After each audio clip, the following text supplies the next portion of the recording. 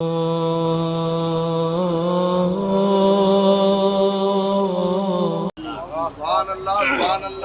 उलमा तुमसे बेहतर धंधा कर सकते हैं। इन्होंने बे मुजारबत पढ़ी है, बाबुल बुयू पढ़ा है, बे ताती पढ़ी है, बे सलाम पढ़ा है। धंधा होता कैसे है, कई कई किताबें इन्होंने छान मारी है। अगर ये मेहनत करने पे आ जाए तो किसी के बाप से ज्यादा धंधा कर सकते हैं, समझ रहे हैं। लेकिन ये 6,000 रुपल्ली में, 7,000 रुपल्ली में, 8,000 रुपल्ली में बेचारे चंदा भी करके लेके आते हैं और साहब पढ़ाते भी यही है, सारा काम ही कर रहा। फिर कमेटी सेक्रेटरी सब, अरे खबीस कहीं का कमेटी गए, तुझा चंदा लेके आना पड़ेगा। किसी भी सेठ की जेब से 5 रुपया निकालना कितना मुश्किल है। हमने देखा मुंबई जैसे शहर में जब चंदा करने लोग जाते हैं ना, तो उनकी सखावत का भंडारा एक ही रात में फूटता है, 27 में। और कहते कि सबको 27 बुलाते हैं, बेचारा एक ही तारीख में, एक ही रात में कहां कहां जाए। अब मान लीजिए भयंकर किसी किसेट का जाना है, उसी कुलाबा जाना, उसी टाइम दारू खाना जाना है। एक एक सेठ के पास 4 मरतबा जाता है मौलाना, रोजा रख करके, समझ रहे हैं। और कहता नहीं कल आइए, परसों आइए। जितना वो चंदा देता है उतना किराए में खर्च हो जाता है। इतने सठिया गए हमारे से, इनकी बुद्धि फटो कम वक्तों की। ये समझते हैं कि हमने कमाया है, तेरे बाप ने कमाया है। अल्लाह पाक ने तौफीक ना देती होती ना, भिखमंगा बनकर रहता, भिखमंगा। हाँ, शुक्र मना अपने परवरदिगार का, उसने तुझे इस लायक को देने वाला बड़ा है। आका फरमाते ऊपर वाला हाथ नीचे वाले हाथ से अच्छा है। एहसान मानो इन उलमा का, तुम्हारे पास आकर के कुछ पैसे ले आते हैं जो दीन में खर्च होता है, वरना पता नहीं कहां तुम खर्च करोगे। या कि पोहा की बेहयाई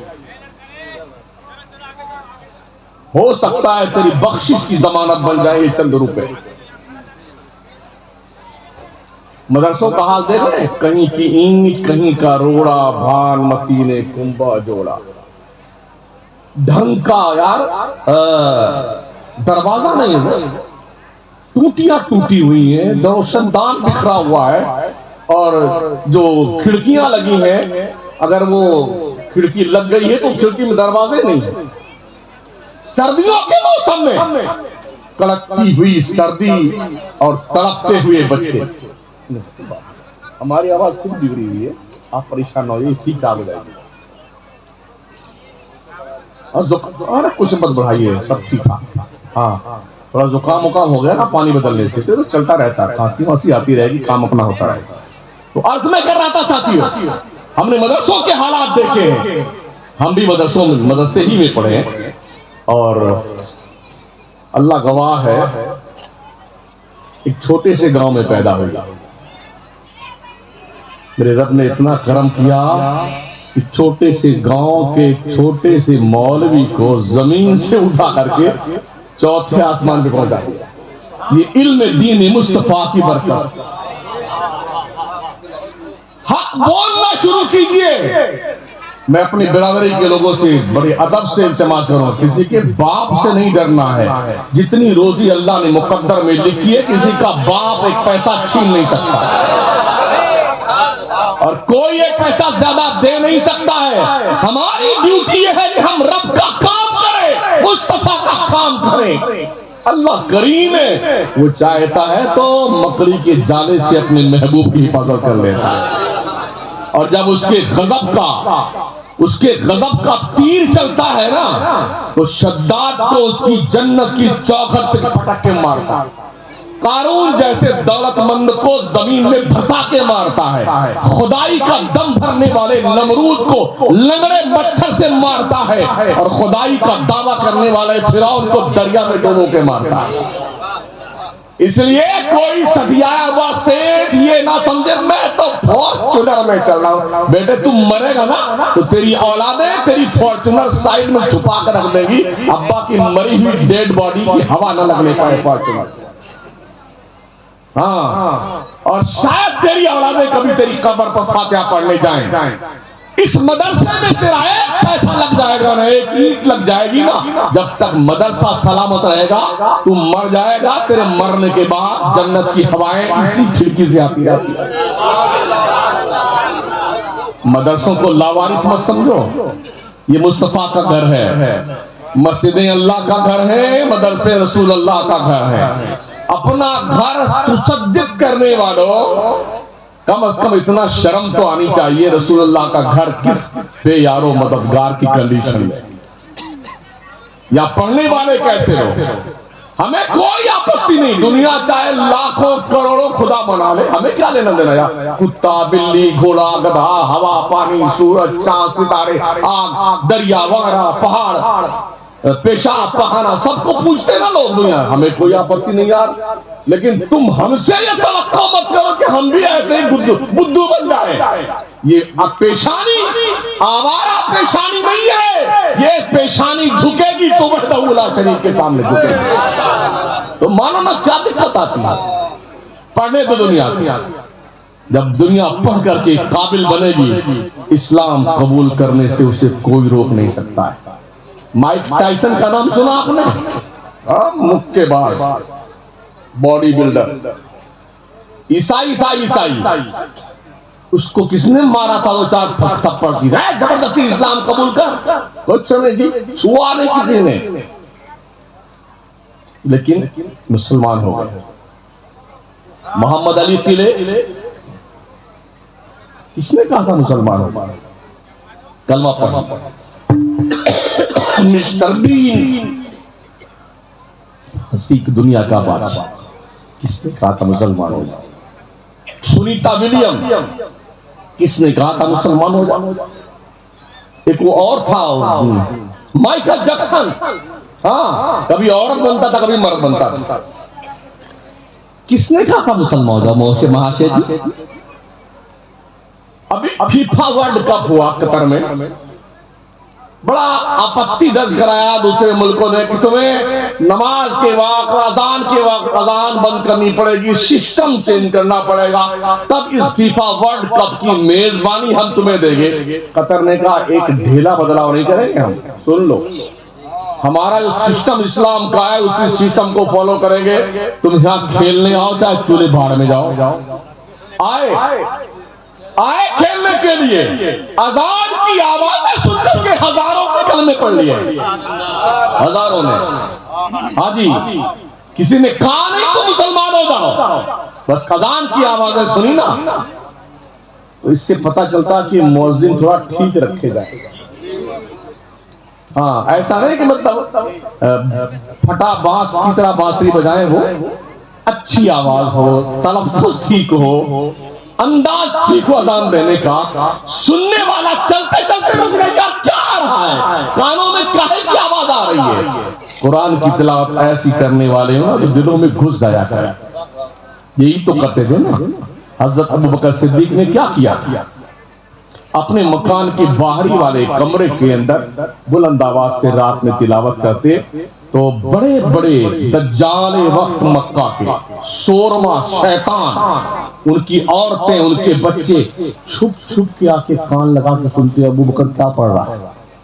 तो उसमें से लोग जब डिस्टर्ब होने लगे, अपने मजहब से बेजार हुए, कुछ मुसलमान बनने लगे, कुछ बनने की तैयारी करने लगे, तो लोगों ने बाज़ाब्ता एहतजाज जताया कि अबू बकर तुम अपने बाहर के कमरे में बुलंद आवाज से कुरान मत पढ़ा करो, हमारी औरतें हमारे बच्चे तुम्हारा कुरान सुनती हैं और तुम्हारी तरफ मायल होने की कोशिश करती है, लिहाजा तुम अपने अंदर वाले कमरे में पढ़ा करो। अरे यार, मुश्क की खुशबू कोई रोक सकता है?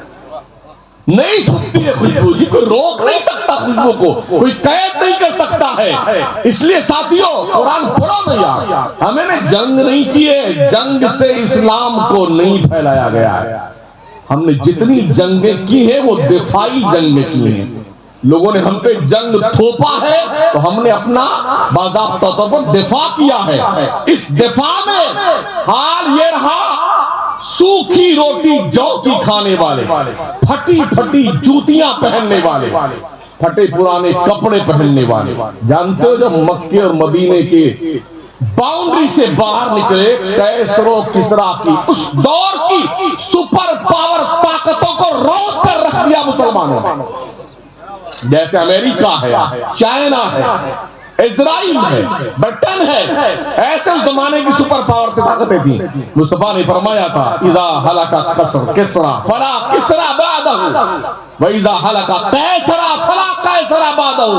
जब किसरा हलाक होगा कयामत तक कोई दूसरा किसरा नहीं पैदा होगा। जब कैसर हलाक होगा कयामत तक कोई दूसरा कैसर पैदा नहीं होगा। हमने देखा किसरा का वो महल बगदाद मुअल्ला में सलमान फारसी की मजार के पास में, अल्लाह की कसम वो किसरा का महल, अल्लाह अल्लाह, जिसकी मां मेरे बारे में मेरे आका ने पेशीन गोई फरमाई थी। नबी के दीवानों ने नबूवत के ऐलान के कुल 35-40 साल के अंदर इन सारी हुकूमतों को पैरों तले रौंद कर रख दिया। कौन सी ताकत थी उनके पास? दिल में खुदा की मोहब्बत का सौदा था, दिमाग में और दिल में मुस्तफा के प्यार का चिराग था, उसमें मोहम्मदी उनका किरदार था। जिधर गुजरते थे लोग कहते थे यार यही मजहब है। मुसलमानों को देख कर लोग मुसलमान होते, देख देख के मुसलमान होते। आज तो करोड़ रुपए हमारे यहाँ अयोध्या है ना उत्तर प्रदेश में, उस नदिया के किनारे करोड़ों रुपए चिराग पे जला देते हैं। जब दीपावली का दिन खत्म होता है ना तो दूसरे दिन औरतें, जो भूखल औरतें बेचारी गरीब, अयोध्या का पता तुम्हें, जिस नाम को लेके पूरे देश को जलाया जा रहा है ना, उस अयोध्या में 90% गैर मुस्लिमों की तादाद पाई की मोहताज है। कहां बैठे हैं आप महोदय जी? वो जाकर के उन जले हुए दीप से वो तेल खुरच करके ला करके घर में सब्जी बना के खाते। देश की जनता की गुर्बत का एहसास नहीं है इन जालिम लुटेरों को। कौम कहां जा रही है? तबाह बर्बाद हुई जा रही है, भूखे मर रही है दुनिया। और हालत ये है कि बेटे अय्याशी की सेज सजा रहे, झुंझुना पकड़ा दिया, मस्जिद मंदिर, मुसलमान हिंदू, शमशान कब्रिस्तान, हिंदुस्तान पाकिस्तान। और ऐसा डराया जाता पाकिस्तान हो जाएगा, पाकिस्तान हो जाएगा, पाकिस्तान। आंखों में धूल झोंकते हो। हमारे देश में 29 स्टेट है हिंदुस्तान के, 29। सिर्फ उत्तर प्रदेश में जो जनरेशन है 23.5 करोड़ की है, 23.5 करोड़ ओनली उत्तर प्रदेश में। पूरे पाकिस्तान की टोटल आबादी 22 करोड़ है।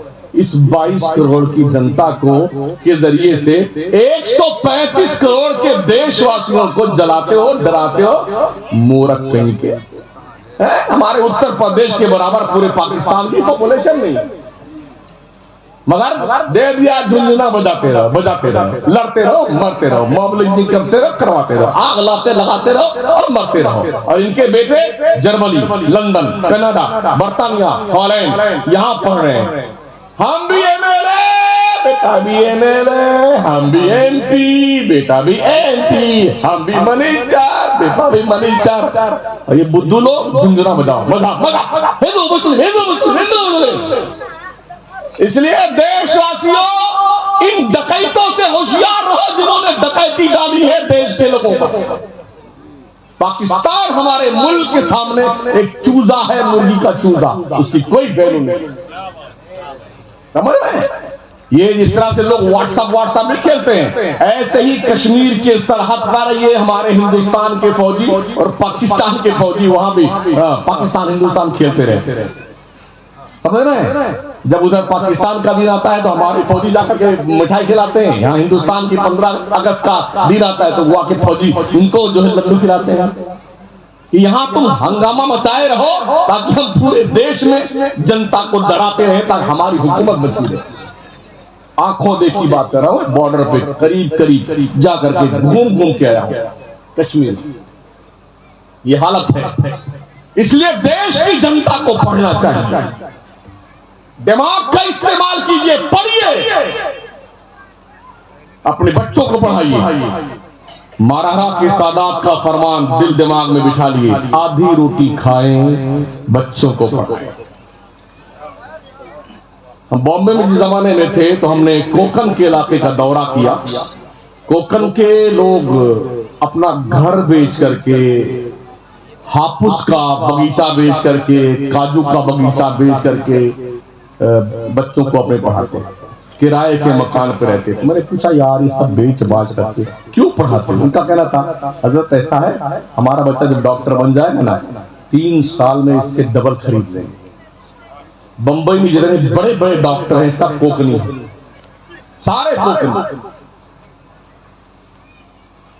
किसी की फीस 1500 है, किसी की 2000 है, और कम से कम दिन भर में 1,500-2,000 हजार मरीज देखते हैं, चलते जगह बैठते हैं। हम नहीं पढ़ते इसलिए कि 12वीं तक जाते जाते हमारा बच्चा बाई ग्रेस पास होने लगता है, धक्का मार कर। तो अच्छा कितना पागल हमारा मुसलमान भी, बाई ग्रेस पर भी लड्डू बांटता करे। हाँ, धक्का मार के पास करे फिर भी लड्डू बांटता, पगला कहीं का। वो खुश होता हमारा बेटा बाई ग्रेस पास। 12वीं के बाद 14% मुसलमान नौजवान ड्रॉप आउट हो जाता है पढ़ाई से।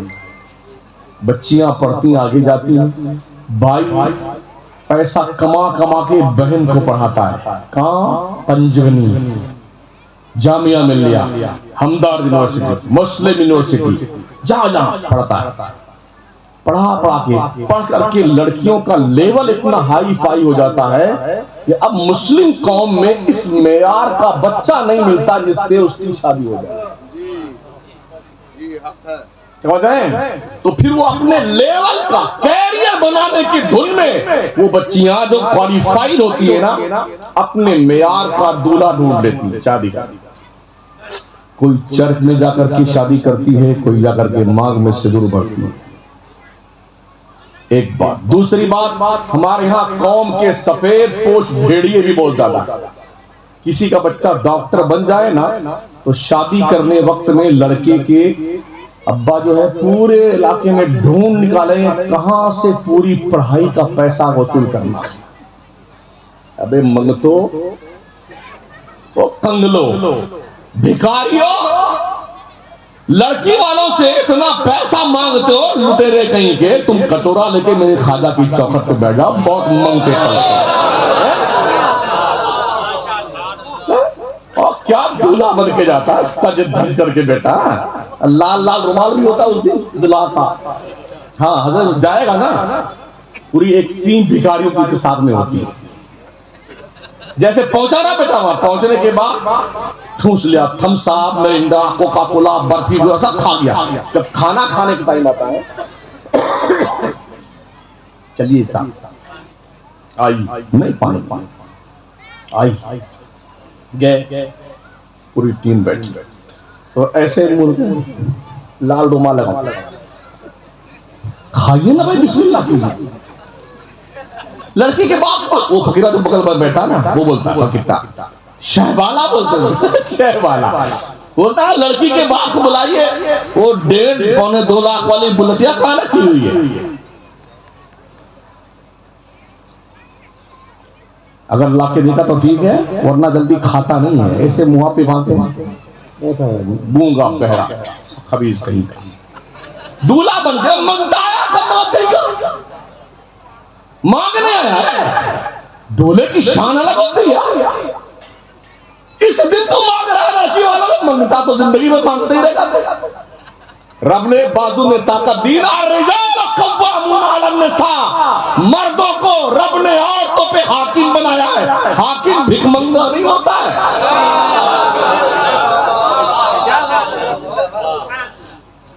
हमने डॉक्टर बनाया है, तो किसके लिए बनाया है? लड़की वालों के लिए।